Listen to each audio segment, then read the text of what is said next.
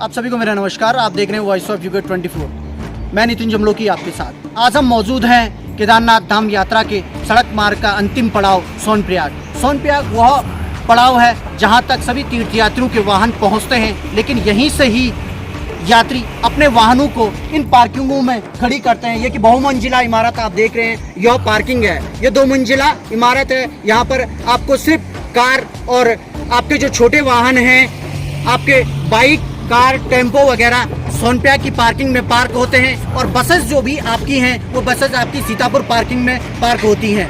सोनप्रयाग यात्रा का प्रमुख पड़ाव है जहां तक यात्री अपनी वाहन लेके आते हैं। यहीं से ही आपको शटल सेवा के माध्यम से आगे बढ़ना पड़ता है। शटल सेवा यह सेवा है जो कि परिवहन विभाग के द्वारा कुछ गाड़ियां अनुबंध की हैं। उन अनुबंध की गाड़ियों में ही यात्री 5 किलोमीटर की दूरी तय कर गौरीकुंड पहुंचते हैं। गौरीकुंड से ही यात्रियों की पैदल यात्रा शुरू होती है। जो शटल सेवा का जो किराया सरकार ने निर्धारित किया हुआ है वह 50 रुपये निर्धारित किया हुआ है, और यहीं से ही शटल सेवा के माध्यम से यात्री गौरीकुंड पहुंचते हैं और अपनी यात्रा शुरू करते हैं। लगातार आप हमारे साथ बने रहिए, हम आपको लगातार अपडेट दिखाते रहेंगे किस तरीके से यात्रा में प्रशासन के द्वारा व्यवस्थाएं की गई हैं और किस तरीके से आपको यात्रा में अपने साथ जरूरी सामान लेके आने पड़ेंगे। लगातार हमारे साथ बने रहिए, चैनल को लाइक, शेयर, फॉलो करते रहिए। अभी हम मौजूद हैं सोनप्रयाग से 5 किलोमीटर की दूरी तय कर केदारनाथ यात्रा का जो मुख्य पड़ाव है गौरीकुंड में। गौरीकुंड से ही केदारनाथ धाम की पैदल यात्रा शुरू होती है। यहीं से ही जो भी तीर्थयात्री पहुंचते हैं उनको यहाँ पर से ही पैदल यात्रा प्रारंभ करनी पड़ती है। और साथ ही हम दिखाएंगे कि यहीं पे से जो ये प्रीपेड काउंटर है, यहीं पे से ही आपको घोड़ा, खच्चर, डंडी, कंडी इत्यादि जो भी आपको पैदल यात्रा के लिए साधन उपलब्ध कराने हैं वो सभी आपको यहीं पे से मिलते हैं, और यहाँ पर से ही आपको तीर्थ यात्रा प्रारंभ करनी पड़ती है। हम आपको लगातार बताएंगे कि बाबा केदारनाथ धाम के कपाट 25 अप्रैल को खुलने जा रहे हैं। उसी को लेकर हम स्थानीय लोगों की बात करें और यहाँ तक हम आपको जिला प्रशासन की बात करें, सभी अपनी तैयारियों में जुट चुके हैं। आप देखते होंगे कि स्थानीय लोगों का यहाँ पर लगातार सामान केदारनाथ धाम की ओर जा रहा है, और गौरीकुंड की हम बात करें या रास्ते के पड़ावों की हम बात करें, लगातार सभी अपनी व्यवस्थाओं में जुट चुके हैं। और यात्रा को अब कुछ ही समय शेष रहा हुआ है, तो इसी को देखकर भी जिला प्रशासन ने स्थानीय लोगों को भी अपनी व्यवस्थाओं में जुटने के लिए कह दिया है। मार्ग पर जो भी ढाबा हो, आपको टेंट वगैरह हो या अत्यधिक जो भी अन्य व्यवस्थाएं जो लगती हैं, उन सभी को यहाँ पर स्थानीय लोग अपनी व्यवस्थाओं में जुट चुके हैं। आप हमारे साथ लगातार बने रहिए, हम आपको आगे की अपडेट लगातार दिखाते रहेंगे। चैनल को लाइक, शेयर, फॉलो करते रहें। बैसाखी के पावन पर्व पर गौरीकुंड स्थित मां गौरी माई के कपाट भक्तों के दर्शनार्थ खुल चुके हैं। अभी हम मौजूद हैं गौरीकुंड। गौरीकुंड की जो मान्यता है कि जब भी केदारनाथ धाम की यात्रा जो प्रारंभ होती है, गौरी माई के दर्शन करने के पश्चात, और गौरी माई के दर्शन करने के पश्चात हम गर्म कुंड की ओर पहुंचते हैं। गर्म कुंड हम आपको दिखाएंगे कि यहाँ पर मौजूद है। यह है गर्म कुंड, जहाँ पर जो केदारनाथ धाम के लिए जो ये तीर्थयात्री पहुँचते हैं वो यहाँ पर स्नान करने के बाद ही केदारनाथ धाम की यात्रा की चढ़ाई प्रारंभ करते हैं। गर्म कुंड की हम बात करें तो केदारनाथ जल प्रलय जो 2013 16 जून 2013 को हुआ था, उस जल प्रलय में गौरीकुंड में काफ़ी तबाही मची थी। उस तबाही में ही यह गर्म कुंड तबाह हो चुका था। इसको पुनः इसका निर्माण जिला प्रशासन और स्थानीय लोगों के सहयोग से यहाँ पर लगातार गर्म कुंड का निर्माण किया जा रहा है। अभी हम स्थिति देख रहे हैं कि गर्म कुंड का जो एक ढांचा तैयार हुआ है, यह अभी इसका निर्माणाधीन है। अभी इसका क्योंकि प्रशासन का एक बड़े तरीके से निर्माण करने की यहाँ पर लगातार बात चलती हुई आ रही है। तो मैं आपको बताना चाहूँगा कि केदारनाथ धाम की जो ये यात्रा शुरू होती है, यह आप गर्म कुंड में स्नान करने के बाद ही यह यात्रा शुरू होती है। और गौरीकुंड की जो मान्यता है, गर्म कुंड में स्नान करने के बाद ही केदारनाथ धाम की चढ़ाई प्रारंभ करें। गर्म कुंड में स्नान करने के बाद तीर्थयात्री गौरीकुंड बाजार की सकरी गलियों से होकर आगे की ओर प्रस्थान करते हैं। आगे प्रस्थान करने पर आपको पुलिस बैरियर मिलेगा, जहां पर आपके आधार कार्ड और आपका रजिस्ट्रेशन चेक किया जाएगा। वहां पर आपको रजिस्ट्रेशन दिखाने के पश्चात आप आगे की यात्रा शुरू करें। गौरीकुंड घोड़ा पड़ाव आप जो मेरे पीछे देख रहे हैं, ये प्रीपेड काउंटर है जहाँ से यात्री केदारनाथ यात्रा के दौरान घोड़ा खच्चरों की बुकिंग करते हैं। और अभी हम यहाँ पर आपको दिखा रहे हैं कि जो प्रीपेड काउंटर है यो अभी बंद है, क्योंकि बाबा केदारनाथ के कपाट इस वर्ष 25 अप्रैल को खुलेंगे, उससे कुछ दिन पहले यह काउंटर खुलेगा। अभी हम आपको यहाँ पर दिखाएंगे किस तरीके से प्रशासन ने यहाँ पर व्यवस्थाएं की हैं और व्यवस्थाओं में प्रशासन जुटा हुआ है। अभी ये ताज़ा अपडेट आप देख रहे हैं कि जो ये रास्ता है, यह रास्ता हम आपको दिखाएंगे। यह गौरीकुंड से होते हुए ये केदारनाथ को ये पैदल रास्ता जाता है। घोड़ा पड़ाव देखने के पश्चात आगे की ओर हम निकल पड़ते हैं। इस दौरान आपको रास्ते में कई सारे स्वच्छता के प्रति जागरूक करने वाले संदेश मिलते हैं। सभी तीर्थयात्रियों को यह जागरूकता का संदेश दिया जाता है कि आप इन प्राकृतिक स्थानों पर कूड़ा करकट न फैलाएं तथा स्वच्छता बनाए रखें।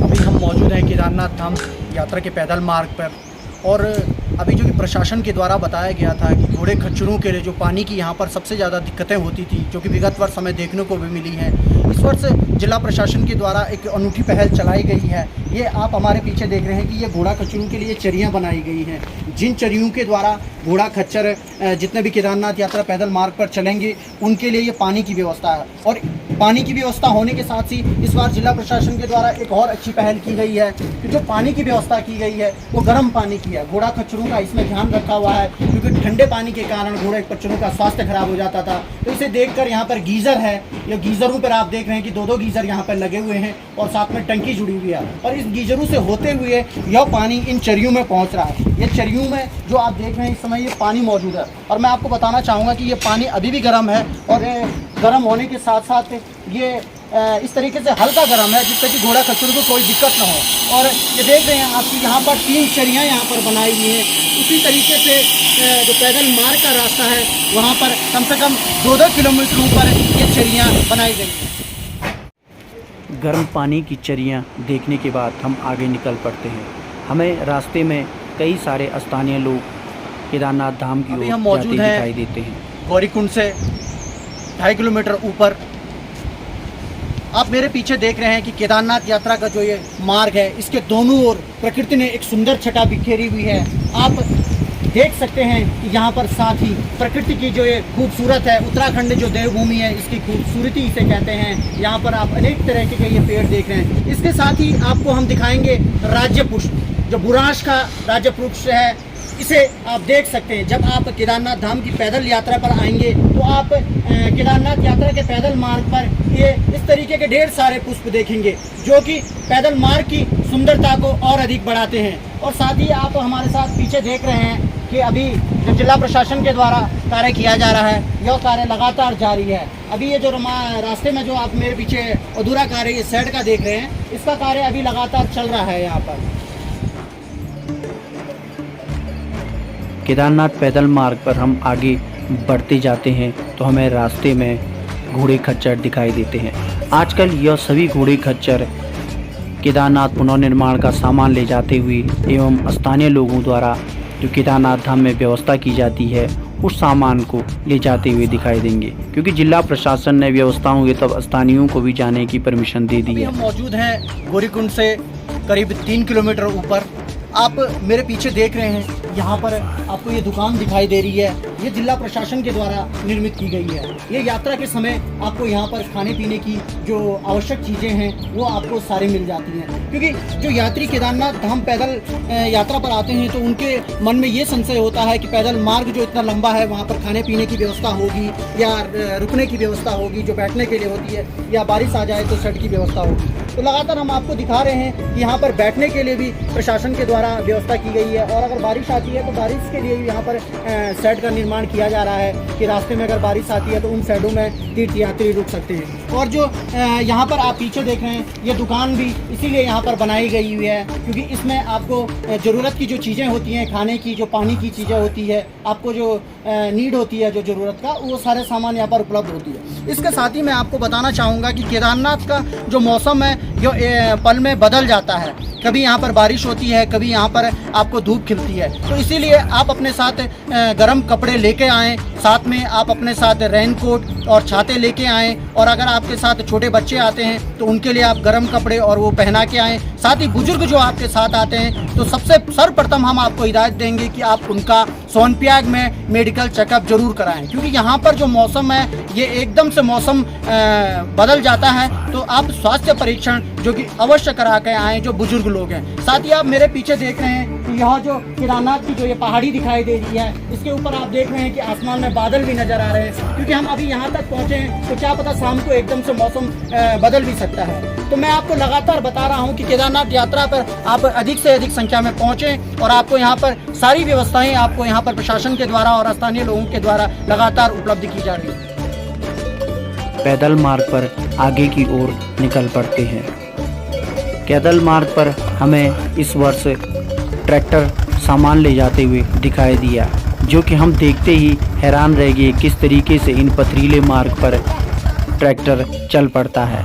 वहीं हमने पैदल मार्ग के चारों ओर बर्फ़ की सफ़ेद चादर लपेटे पहाड़ियों को देखा, जो खुद में एक सुंदरता के नज़ारे दिखा रही। इन दिनों केदारनाथ पैदल मार्ग पर मजदूर सामान ले जाते हुए नज़र आ जाते हैं। धीरे धीरे बर्फ़ और ग्लेशियर के बीच से आगे बढ़ने के पश्चात हम केदारनाथ धाम में पहुंचते हैं, जहां पर प्रशासन के द्वारा इस वर्ष भी बेहतर व्यवस्थाएं की गई हैं। वहीं स्थानीय लोग भी अब अपनी व्यवस्थाओं में जुट चुके हैं और केदारनाथ धाम फिर से तीर्थयात्रियों के स्वागत के लिए तैयार हो चुका है। आप अधिक से अधिक संख्या में धाम आई, आप निश्चिंत होकर केदारनाथ धाम पहुँचें। यहाँ पर जिला प्रशासन और स्थानीय लोगों के द्वारा पूरी व्यवस्थाएं रहने खाने की आपको मिलेंगी। लगातार बने रहिए, हम आपको आगे की अपडेट लगातार दिखाते रहेंगे। चैनल को लाइक शेयर फॉलो करते रहें।